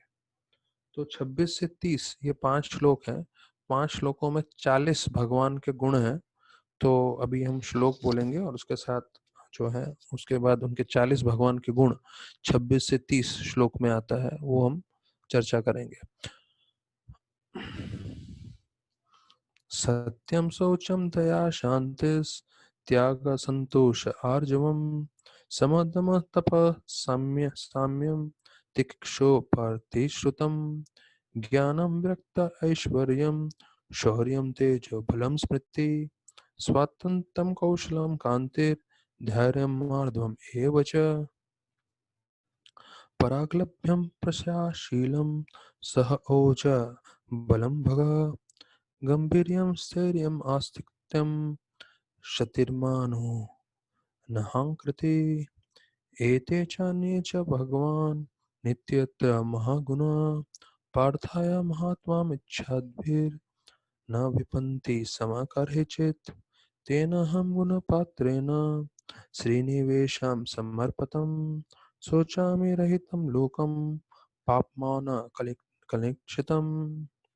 तो अब यहाँ पे 40 गुण बता रहे हैं। 40 गुण की चर्चा करूं उससे पहले, क्योंकि एकादशी आ रहा है, तो मुझे आपके साथ एक चर्चा करना था। मैंने कदम कानन महाराज का भी सेवा किया हुआ है जब मैं गेस्ट रिसेप्शन में था। तो कदम कानन महाराज का एक अच्छा मुझे चीज लगा, वो हर एकादशी को क्या करते हैं, हर एकादशी को जो है रात को जल्दी सोने की कोशिश करते हैं, एक दिन पहले तकरीबन तकरीबन 9 बजे में सो जाते हैं और 3 बजे उठ जाते हैं और नहा धो के वो अपने कमरे से बाहर ही नहीं निकलते जब तक 64 माला नहीं होता। ये उनका हर एकादशी का नियम है कदम कानन महाराज का। तो वो पहले 64 माला करेंगे, उसके बाद ही सब कार्य करते हैं वो कदम कानन महाराज। तो मुझे काफी अच्छा लगा, बोला सन्यासी हैं और दीक्षा देते हैं, इतने बड़े प्रमुख प्रचारक हैं, तो देखिए कैसे उनका कार्य है। हर एकादशी के दिन सुबह उठ के एकांतवास, एकांतवास में मतलब 64 माला करेंगे। तो ये 64 माला कर रहे हैं तो उससे काफी मतलब मुझे काफी प्रेरणा मिला और मैंने बोला कि काफी ऐसा करना चाहिए, अच्छी बात है। तो जितना हमारी क्षमता है अनुसार, जिनसे 16 होता है 16 करें, जिनसे 20-25 होता है, 32 होता है, 40 होता है, उतना करें। जिसको जितना करना है कर सकते हैं। तो ऐसा आप करें, तो नियम बना दें कि भाई एकादशी के दिन सुबह उठ के मैं कोई कार्य नहीं करूंगा। और मैंने देखा है महाराज को, महाराज राधानाथ स्वामी महाराज पानी भी नहीं पीते। 64 माला करते समय कभी उनके पास मैंने ग्लास का पानी भी नहीं देखा। मैं उनके साथ बैठा रहता था, कितनी बार मैंने भी जपा किया है एकादशी के समय। पानी भी नहीं पीते थे, एक एक जगह स्तर पे बैठते थे और तुरंत एक साथ 64 माला करते थे। तो बताया जाता है कि बहुत शक्ति लगती है एक साथ एक ही जगह पे 64 माला करने के लिए। जैसे हमने बताया था, बहुत कम भक्त लोग हैं जो सुबह को एक ही शॉट में एक ही जगह पे बैठ के ब्रह्म मुहूर्त में 16 माला करते हैं। इस्कॉन में जो है बाकी सब कुछ करना आसान है, पर ब्रह्म मुहूर्त में एक ही जगह पे बैठ के सुबह को 5 से 7 के बीच में 16 माला करना बहुत मुश्किल है। तो हमारा उद्देश्य होना ये चाहिए कि हम ये पहले अपने जीवन में अपनाएं और इसको लागू करें। और ये नहीं कि हम बड़ा प्रचार करें, ये करें वो करें। प्रचार आप तब करोगे जब आप खुद अपने जीवन में जो है बरोबर भक्ति करोगे। तो अभी 40 गुणों के बारे में वर्णन आता है कि भगवान सत्य बोलते हैं, भगवान स्वच्छ हैं, भगवान जो हैं देख नहीं सकते कि दूसरे दुखी हैं। फिर उनको पूरी तरह से अपने क्रोध पे वश है, संपूर्ण रूप से संतुष्ट हैं और जो है वो जो है स्ट्रेट फॉरवर्ड हैं और जो है उनका मन वश में है, इंद्रियां वश में है, वो जिम्मेदार हैं, वो समान है, वो सहनशील हैं और वो ज्ञानी हैं, इंद्रभोग नहीं करते। उनमें सब एक अच्छे राजा के गुण हैं, लीडर के गुण हैं। उन मतलब जो है युद्ध करने की शैली है और वो प्रभाव करते हैं लोगों पे, हर एक चीज़ की जिम्मेदारी लेते हैं, कार्यभार लेते हैं, हाँ, संपूर्ण रूप से स्वतंत्र हैं, वो काम करने में बड़े निपुण हैं और सबसे सुंदर हैं, उनके बड़े कृपालु हैं, फिर बड़े नम्र हैं, बड़े बोलते ना उदार दिल के हैं और बहुत डिटर्मिनेशन है, एकाग्र है उनका। फिर धैर्य है, ज्ञान में पूरी तरह से उनको सब चीज़ का ज्ञान है। ऐसे करते करते बताया जाता है उनको 40 भगवान के गुणों का इसमें वर्णन किया है। तो प्रभुपाद जी लिखते हैं इसके तात्पर्य में कि कैसे अगर आप देखें कि अगर आप पूरा पृथ्वी को जो है मिट्टी बना के एक एक कण को गिने तो वो गिन सकते हैं, पर भगवान के आप गुणों को गिन नहीं सकते। ये तो 40 सिर्फ अंश मात्र है। तो बताया जाता है इसके बारे में, the personality of God, the reservoir of all goodness and beauty, Lord Krishna has now closed his natural pass times on the face of earth. तो अभी भगवान जो है लीला समाप्त करके जा चुके हैं, ऐसा वर्णन आता है। तो इसके लिए तो आप दुखी नहीं हो करके पूछ रहे हैं। तो बोलते हैं कि अनंत देव, उनके पास हजारों मुख हैं और हजारों मुखों से अनंत देव हजारों मुख से हजारों सालों से भगवान का गुणगान कर रहे हैं, लेकिन आज भी जो है वो कभी भगवान के गुणगान पूरी तरह से जो है बोल नहीं पाए हैं। अनगिनत भगवान की लीलाएं हैं, अनगिनत भगवान के गुण हैं, क्वालिटीज है जो हम कभी समझ नहीं सकते। फिर बोलते हैं प्रभुपाद तात्पर्य में, he will give protection from the reaction of all since. भगवान, ये जो गीता में बताया गया है कि सभी पापों से हमें मुक्त कर सकते हैं, लेकिन अभक्त जो है वो कभी भगवान को शरणागत नहीं होगा। तो बोलते हैं कि भगवान जो है संपूर्ण रूप से कृपालु हैं और सबको जो है कृपा देना चाहते हैं। जैसे सूर्यदेव होते हैं, तो सूर्यदेव अपनी प्रकाश पूरे पृथ्वी पे देते हैं, पर कई लोगों को जो है प्रकाश नहीं चाहिए करके दूसरी जगह अंधेरे में जाके बैठ जाते हैं। तो कहते हैं उसी प्रकार से भगवान सबको सुरक्षा देना चाहते हैं पापों से, लेकिन उसके लिए आपको भक्ति करनी है, भगवान से जुड़ना है। और जो भक्त जुड़ता है तो बोलते हैं भगवान उनको परमात्मा के रूप से और भक्तों के द्वारा ऐसा मार्गदर्शन करते हैं जिससे वो भगवत धाम पहुंच सकते हैं। तो हम लोग सब भक्ति कर रहे हैं, और आप देखिए हम सबको जो है भगवान की कृपा रहेगी, क्योंकि भगवान किसी न किसी तरीके से हम सबको मार्गदर्शन करेंगे जिससे हम भक्ति कर सकें, और जीवन पूरे पर्यंत भक्ति करते हुए जीवन के अंत में हम भगवत धाम जा सकें। तो जीवन पर्यंत भक्ति करने के लिए जो है भक्तों के साथ जुड़ना बहुत जरूरी है। तो जैसे हम इस कथा में जुड़े हुए हैं, और किसी न किसी तरीके से जुड़ना, हमें जुड़े रहना है। कहता है कृष्ण भक्ति जन्म मूल होए साधु संग। तो अगर आपको कृष्ण भक्ति करना है तो उसका मूल, उसका जड़, फाउंडेशन क्या है कृष्ण भक्ति करने का? साधु संग। और फिर बोलते हैं कृष्ण प्रेम ताहे पुनः मुख्य अंग। कृष्ण भक्ति करने के लिए सबसे मुख्य चीज है साधु का संग। और आपको कृष्ण भक्ति करते करते सबसे कृष्ण भक्ति के उच्च सीमा पे पहुंचेंगे, वो है कृष्ण प्रेम। कृष्ण प्रेम करने के लिए भी सबसे मुख्य चीज क्या है? साधु संग। और इसका एक और तात्पर्य बतलाते हैं कि कृष्ण प्रेम प्राप्त होने के बाद भी जो भक्त हैं वो हमेशा साधु संग में लगे रहते हैं। तो साधु संग ऐसा नहीं कि नए भक्तों के लिए है फिर बाद में शुद्ध भक्तों के लिए नहीं है। बोलते हैं कृष्ण प्रेम प्राप्त करने के लिए भी साधु संग लगता है, कृष्ण भक्ति करने के लिए साधु संग लगता है, और प्रेम प्राप्त होने के बाद भी जो कृष्ण के प्रेमी होते हैं वो साधुओं के संग में ही रहते हैं।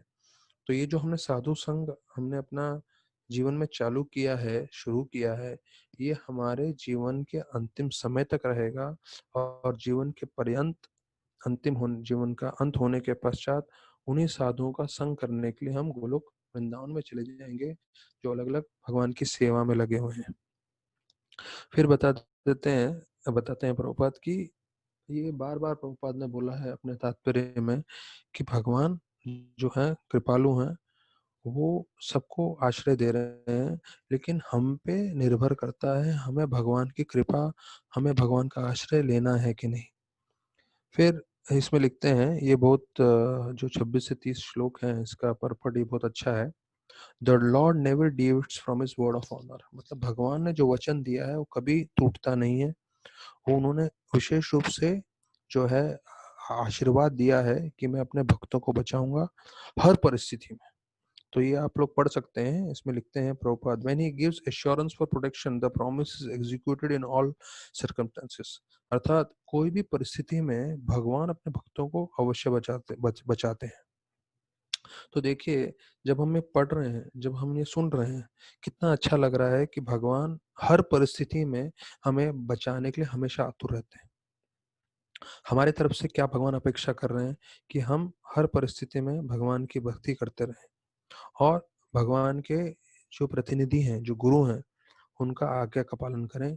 और फिर भगवान बाकी सब चीजों का ध्यान रखते हैं, बाकी जब चीजें भगवान संभालते हैं। The rest is carried on by Lord without a break. मतलब प्रभुपाद बोल रहे हैं कि बाकी सब चीज भगवान संभाल लेंगे बिना किसी रुकावट के। देखिए कितनी अच्छी बात बोली है। हमारा कर्तव्य है भक्ति करने का, अगर हम एकाग्र मन करके भक्ति करते रहेंगे तो बाकी सब चीजों की चिंता हमें नहीं करनी है, वो सब भगवान संभाल लेंगे। तो फिर बोलते हैं कि कैसे भगवान कृष्ण जो हैं उन्होंने जो है क्षत्रिय थे, तो क्षत्रिय के तरह से उन्होंने कई जो है रानियों का विवाह किया, रानियों से विवाह किया। तो रानियों से विवाह करने का जो है उद्देश्य ये था कि बोलते हैं जो रानियां थी वो देखना चाहती थी कि मैं जिस पति से विवाह कर रही हूँ वो पति कितना शक्तिशाली है। तो उनका शक्ति का प्रदर्शन होता था इस स्वयंवर में। तो बोलते हैं कृष्ण भगवान ने वैसे ही रुक्मिणी को उठा के लेके गए। बाकी सब रानियों का जो है अलग अलग वर्णन आता है कैसे उन्होंने विवाह किया। तो जामवती जो थी उसने उस समय उसके पिता जामवंत के साथ उन्होंने पूरी तरह से युद्ध किया 28 दिन और रात में। तो ये क्षत्रिय का गुण होता है। प्रभुपाद बोलते हैं देखो, भगवान राम जी ने भी ऐसे किया। सीता को जो है आकर्षित किया कैसे? उन्होंने हर धनु मतलब शिव जी का जो धनुष है वो उठाया और तोड़ा, तब जाके सीता माता भी प्रसन्न हुई। तो जो क्षत्रिय रानियां थी, वो देखना चाहती थी कि कैसे मेरे होने वाले पति शक्तिशाली है। फिर प्रभुपाद जी लिखते हैं इसके तात्पर्य में कि जो मूर्ख व्यक्ति होता है वही कभी कृतज्ञ नहीं होता। ये भी बहुत जरूरी चीज है हमें समझना कि एक मूर्ख व्यक्ति ही कृतज्ञ नहीं होगा, बाकी सब कोई कृतज्ञ रहेंगे। मतलब अगर आप बुद्धिमान है तो कृतज्ञ होना मतलब हमारे जीवन में हमें जो कुछ भी मिला है उसके लिए हमें हमेशा आभार व्यक्त करना चाहिए। We should always be grateful. तो जैसे सीनियर डिवोटीज बताते हैं, अगर आप कृतज्ञ नहीं है, ग्रेटफुल नहीं है, तो आप ग्रेट फूल्स बन जाते हो, सबसे बड़े मूर्ख बन जाते हो। वही इस तात्पर्य में लिखा है। तो हमें जो कुछ भी मिला है उसके लिए हमें हमेशा जो है कृतज्ञ रहना चाहिए। फिर प्रभुपाद लिखते हैं the translational service of the lord is itself a translational benefit for the devotee and therefore devotee is nothing to expect from the lord. जब हम भक्ति कर रहे हैं तो भक्ति करते समय ये नहीं सोचना चाहिए कि मुझे भक्ति से क्या मिलेगा। प्रभुपाद जैसे बतलाए थे, हम जप कर रहे हैं और जप करने के बदले में हमें क्या चाहिए? हम ज्यादा जप कर सके। तो हमारा जीवन का एक ही उद्देश्य है, जब हम जप कर रहे हैं, जब हम सेवा कर रहे हैं, राधानाथ महाराज बतलाते हैं हम सेवा करने के लिए कुछ भी देने के लिए तैयार हैं, अपनी जान भी देने के लिए तैयार हैं। इतना हम सेवा करना चाहेंगे और उसके बदले में हमको क्या चाहिए? और सेवा। सेवा के बदले में सेवा, जप के बदले में जप। क्यों? क्योंकि जब हम सेवा कर रहे हैं, जब हम जप कर रहे हैं, हम साक्षात भगवान के संग में हैं। तो अगर कोई भी भक्त होगा तो समझ जाएगा कि मुझे इसके अलावा और कुछ नहीं चाहिए। क्यों? क्योंकि हम साक्षात भगवान के संग में हैं। साक्षात हमें भगवान का जो है कृपा मिल रहा है जब ये कार्य कर रहे हैं। तो बोलते हैं जैसे ये आसमान होता है, आसमान हर जगह प्रवेश करता है, तो वैसे ही भगवान ओमनी प्रेजेंट है, ओमनीशिएंट है, अर्थात वो सब सर्वव्यापी हैं और भगवान को सब कुछ ज्ञान रहता है, सब कुछ उनको मालूम है। ऐसा वर्णन करते हैं। तो फिर प्रभुपाद लिखते हैं there are more than 500,000 incarnations of Manu in one universe। तो एक एक सृष्टि कैसे चलता है और उसके बारे में वर्णन करते हैं 500,000। तो मतलब तकरीबन तकरीबन आप बोल सकते हैं 5 करोड़ मनु के अवतार आते हैं इस सृष्टि को चलाने के लिए। तो बहुत ही मतलब इतना शक्ति लगता है एक एक सृष्टि को चलाने के लिए। फिर बोलते हैं एक अंशेन स्थितो जगत। प्रभुपाद बोलते हैं ये जो भौतिक जगत है वो सिर्फ एक अंश है, एक चौथाई है, जिसमें अनंत कोटि ब्रह्मांड है। एक एक ब्रह्मांड मतलब प्रभुपाद बोले हैं कराए के दाने के बराबर है। और एक बोरी भर के राय का दाना हो तो उसमें आप गिनती भी नहीं कर सकते। समझ लिए 100 किलो का बोरी दे दिया राय के दाने का, तो कितना गिनती करोगे कितना राय है उसके अंदर? राय मालूम है ना? स्त्रियों को मालूम होता है राय मतलब जब चौंक लगाते हैं जीरा से पहले फटता है, फट फट फट फट, वो बोलते हैं राय, काला वाला। जिनको मालूम नहीं है तो जाके मम्मी से किचन में पूछ लो राय क्या होता है, तो राय दिखा देंगे, छोटे छोटे काले से दाने होते हैं। तो बोलते हैं ऐसे ब्रह्मांड अनगिनत संख्या में है और ये सब एक चौथाई है। तो सोचिए जहां हम जाने की बात कर रहे हैं आध्यात्मिक जगत, वो 3/4 है। हाँ, और वो इतना विस्तार है जिसका हम कल्पना भी नहीं कर सकते। यहाँ पे किसी को अपना घर बनाना हो भौतिक जगत में तो करोड़ों रुपए खर्चा करके जो है सबसे सुंदर से सुंदर घर बनाता है, या तो समुद्र की तरफ दिखते हुए या तो पहाड़ों की तरफ, और ऐसे घर बंगला बनाते हैं। तो सोचिए आध्यात्म जगत में कृष्ण ने कैसे अपना गोलोक वृंदावन बनाया होगा। जो भौतिक जगत हमें इतना आकर्षित लगता है, प्रभुपाद लिखते हैं this is the darkest regions of lord's creation. बोलते हैं तो सबसे अंधेरा जो है कोना है जो भगवान ने बनाया है। तो आध्यात्मिक जगत जिसके लिए हम लोग मेहनत कर रहे हैं, इतने घंटों घंटों दे रहे हैं, रोज भक्त लोग इस लॉकडाउन में घंटा सवा घंटा निकाल के भागवत सुन रहे हैं, श्रवण कर रहे हैं, तो मेहनत कर रहे हैं, तो उसका फल अवश्य मिलेगा। और प्रभुपाद और कृष्ण भगवान, प्रभुपाद तो बोलते हैं पर कृष्ण भगवान भी बोलते हैं गारंटी के साथ बता रहा हूँ, इसके ऊपर डाउट मत करिए, अवश्य आप भगवत नाम प्राप्त करेंगे, इसके साथ जुड़े रहिए सिर्फ। तो इसके आखिरी में बोलते हैं भगवान वही हैं, कृष्ण है, वासुदेव हैं। तो हम लोग ने सुना हुआ है, ये शायद दूसरे संप्रदाय वाले गाते हैं, पर प्रभुपाद 30वें श्लोक में बोल रहे हैं, श्री कृष्ण गोविंद हरे मुरारे, हे नाथ नारायण वासुदेवा, श्री कृष्ण गोविंद हरे मुरारे, हे नाथ नारायण वासुदेवा। अंतिम में इसमें बतलाते हैं। फिर 31वें श्लोक में बताते हैं कि ये कैया माता बता रही है, गो माता, कि मैं अभी आपके बारे में सोच रही हूँ, देवताओं के बारे में सोच रही हूँ, और भक्तों के बारे में सोच रही हूँ, और जो लोग वर्णाश्रम जो वर्णाश्रम का पालन कर रहे हैं उसके बारे में मैं सोच रही हूँ। तो प्रभुपाद बोलते हैं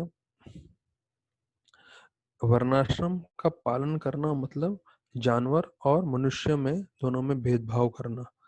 तो बताया जाता है वर्णाश्रम जब आप पालन करते हैं तो जानवर प्रवृत्ति से आप मानव प्रवृत्ति में आते हो, और वो मानव प्रवृत्ति में भी आप अच्छे से पालन करते हो तो फिर आप भक्त की प्रवृत्ति में आते हो। और आज के समय में ये सब तोड़ दिया है, सब खत्म कर दिया है, इसलिए अशांति फैली हुई है। फिर प्रभुपाद बोलते हैं कि जैसे एक सर्प होता है, सर्प जब डंक मारता है तो सर्प ने क्या किया है, सबसे पहले वर्णाश्रम का नाश किया है, जिसके कारण ब्राह्मण शूद्र बन गया है, शूद्र ब्राह्मण बन गए हैं, और शूद्रों को जो है ब्राह्मण के जैसे सम्मान दे रहे हैं।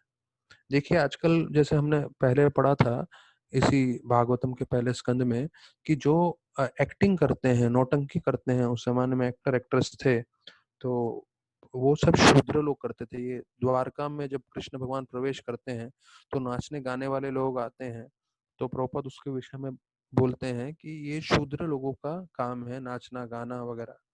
तो अर्थात ये जो एक्टर लोग हैं वो लोग सब शूद्र हैं। पर आज की तारीख में इन एक्टरों को सबसे ज्यादा सम्मान दिया जाता है, पूरी दुनिया उनके पीछे पागल है।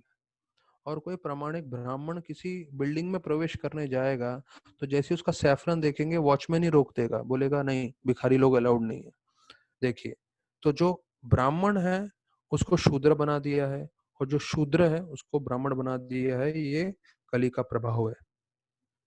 तो फिर बोलते हैं ब्राह्मण का असली गुण क्या है, कि वो मन और इंद्रियों को वश में करे, और जो है ब्राह्मण के सहनशीलता, सरलता, स्वच्छता, वो सब पालन करे। स्वच्छता मतलब ब्राह्मण, जो हम लोग सब ब्राह्मण का मतलब भक्ति कर रहे हैं, तो ब्राह्मण मतलब इति जान ब्राह्मण जानति इति ब्राह्मण। ब्राह्मण मतलब जो भगवान को जानता है, भगवान की भक्ति करता है। तो क्लीनलीनेस मतलब प्रभुपाद बोले अंदर और बाहर दोनों क्लीन होना चाहिए। बाहर मतलब दिन में 2 या 3 बार नहाना, और अंदर से शुद्धिकरण के लिए 16 माला जप करना, फिर सत्य बोलना चाहिए, ऐसा सब बताते हैं। हाँ, तो फिर बोलते हैं कि ये रामचरितमानस जिन्होंने भी लिखा है, प्रभुपाद बोलते हैं कि उनके जो लेखक हैं वो भी बोलते हैं कि जन्म के हिसाब से ब्राह्मण होना चाहिए, तो ये चीज स्वीकार नहीं करना है करके प्रभुपाद बतलाते हैं। फिर 32 और 33 श्लोक में जो है वर्णन आता है। तो 32वां श्लोक जो है हम लोग सब चर्चा कर सकते हैं, 32 और 33। ब्रह्मदयो बहुतीथम यद अपंग मोक्षा, कामस्तथा समचरम भगवात् प्रपन्ना, स श्री स्ववशम अरविंद वनम विहाय, यत्पादसौभगम अलम भजेते अनुक्रता, तस्याहम अब्ज कुलसांक केतुकाते, श्रीमत्पदेर्भगवतः समलंक कृतांगी, तिरन अतिरोच उपलभ्य ततो विभूतिम, लोकान् समां विसृज्य उत्स्मज्यतिम तदन्ते। तो इसमें बतला रहे हैं कि भूमि देवी बोल रही है कैसे लक्ष्मी जी जो हैं वो जो है अपना सब कार्य छोड़ के भगवान के चरणों में लगी रहती है। और लक्ष्मी जी की कृपा ब्रह्मा भी चाहते हैं, पर वही लक्ष्मी जी जो है सबको छोड़ के, जो है सब कार्य छोड़ के भगवान की चरणों की सेवा में लगी रहती है करके बतलाते हैं। और फिर बताते हैं कि वो जो चरण है भगवान के, जो कमल जैसे हैं, उसके चरण के स्पर्श से, उसके संग में बताया जाता है तीनों लोक का हमें जो है फल मिल सकता है। मतलब जो तीनों लोक में जो हमें ऐश्वर्य ना मिले वो हमें मिल सकता है जब हम भगवान के चरणों में संपर्क में आ जाएं। तो मैं ये सोच रही हूँ, भूमि देवी बोल रही है, कि वो भगवान जिनका संपर्क मुझे हमेशा मिलता था, वो मुझे छोड़ के जा चुके हैं। क्योंकि वो वर्णन आता है कि कृष्ण भगवान के चरण हमेशा जो है धरती पे लगे रहते थे, भले वो वृंदावन में थे, द्वारका में थे, मथुरा में थे। तो कभी कभी गोपियों को संग नहीं मिला, कभी कभी द्वारका की रानियों को संग नहीं मिला, जब भगवान यहाँ वहाँ जाते थे, हस्तिनापुर जाते थे या इंद्रप्रस्थ जाते थे वगैरह वगैरह। लेकिन भूमि देवी को हमेशा संग मिलता था, और उनका चरण में कौन से जो है चिन्ह है, वज्र के, हाथी के जो गोड़ है, हाथी को वश में करने वाला जिसको गोड़ बोलते हैं, उसके चिन्ह थे, और कमल के चिन्ह है, और एक झंडा फ्लैग है। तो ये 4 चिन्ह जो हैं बताए जाते हैं। ऐसे और भी चिन्ह है, पर प्रभुपाद इस 32-33 श्लोक के तात्पर्य में ट्रांसलेशन में बोल रहे हैं 4 चिन्ह मेन है। और मैंने पहले अपने फर्स्ट कैंटो में बताया है कि हाथी का जो अंकुश होता है, जिसे हाथी को वश में करते हैं, उसका मतलब क्या है कि हमारा मन हाथी के समान है, पागल हाथी के समान, जो हर जगह जाना चाहता है। लेकिन जब हम हरि कथा करते हैं, हरि भक्ति करते हैं, तो वो वश में आ जाता है। वो एक बताया गया है। दूसरा कमल के समान है, तीसरा वज्र के समान है। वज्र का सिंबल है, निशान है। वज्र मतलब हमारे जीवन में जितने भी पाप हैं, जब हम कृष्ण भगवान की भक्ति करेंगे, कृष्ण भगवान का नाम स्मरण करेंगे, तो वो वज्र जो है हमारे सब पापों को नाश करेगा। और फ्लैग तो पटाखा जिसे बोलते हैं, फ्लैग मतलब हमारे जीवन में हमेशा विजय होगा, और हम हमेशा आनंदित रहेंगे अगर हम भगवान के चरणों को ध्यान करेंगे तो, उनकी भक्ति करेंगे तो। So the beauty and opulence of the world can be enhanced by the grace of the Lord. No man can made man made planning, अर्थात अगर आप चाहते हैं कि ये पृथ्वी सुंदर बने, तो इसे भगवान की कृपा से हो सकता है। मानव कितना ही मेहनत कर ले, मेहनत करने से, मानव के मेहनत से सृष्टि सुंदर नहीं हो सकती, प्रभुपाद बताते हैं। तो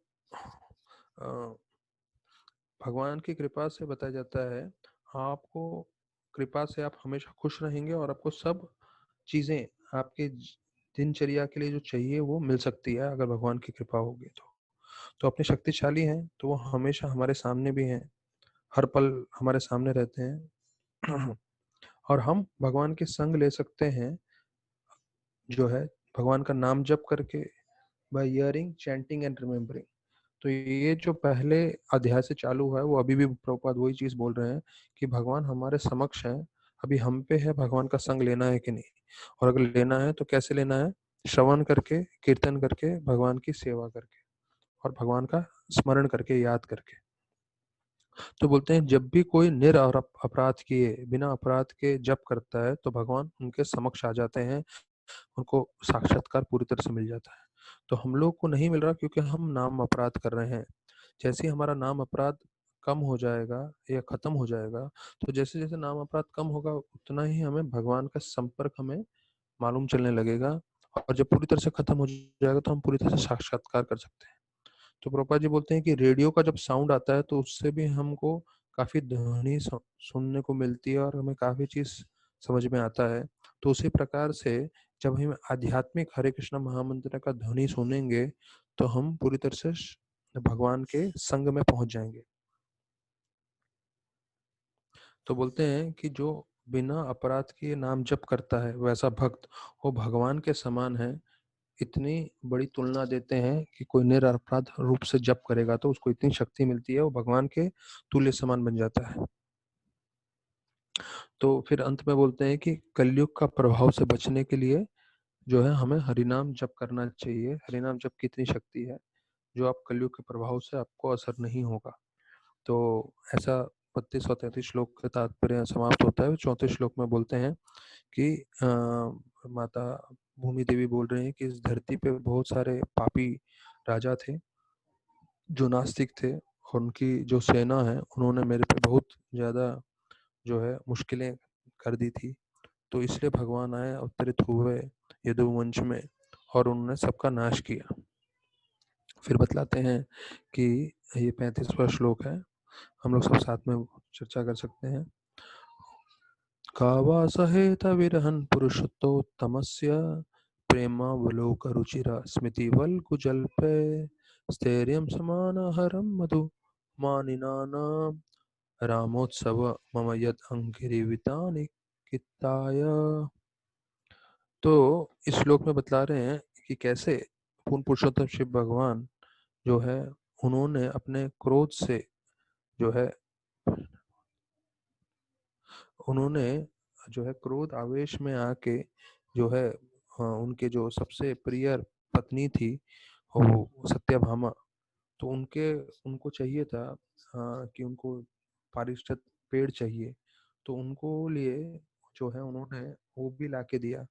तो मुस्कुरा के जो क्रोध आवेश में सत्यभामा थी उनको प्रसन्न किया और उनको जो जो इच्छाएं थी पूरा किया मुस्कुरा के, और उनके साथ जिस तरह वो आदान प्रदान करते थे।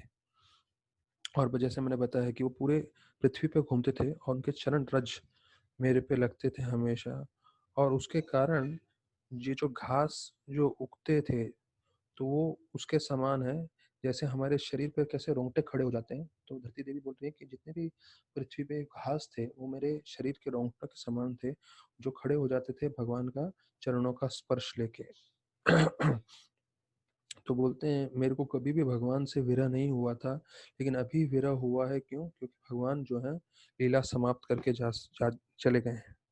तो ऐसे करके जब इनमें चर्चा होती है तब वहाँ परीक्षित आते हैं सरस्वती नदी के पास जो है जहाँ ये दोनों चर्चा कर रहे थे। Anuji, तो call is about ये to cut. वर्णन आता है। तो इसके साथ 36वां श्लोक समाप्त हुआ है और हम कल चर्चा करेंगे 17वें अध्याय पे।